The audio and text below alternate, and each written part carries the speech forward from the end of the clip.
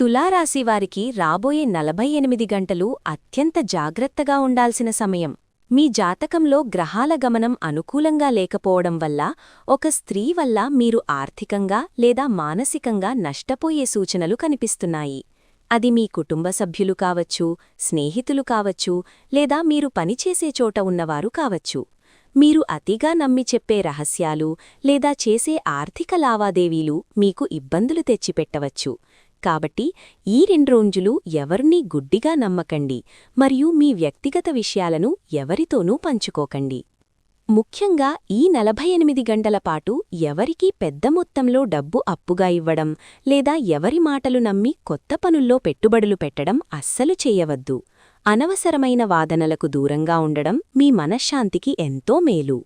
ఈ దోష ప్రభావం తగ్గడానికి శుక్రవారం నాడు లక్ష్మీదేవికి దీపారాధన చెయ్యడం లేదా కనకధారా స్తోత్రం పఠించడం చాలా శ్రేయస్కరం. ఈ ప్రమాదం నుండి మీ వారిని కాపాడుకోవడానికి ఈ వీడియోను వెంటనే మీ తులారాశి మిత్రులకు షేర్ చేయండి.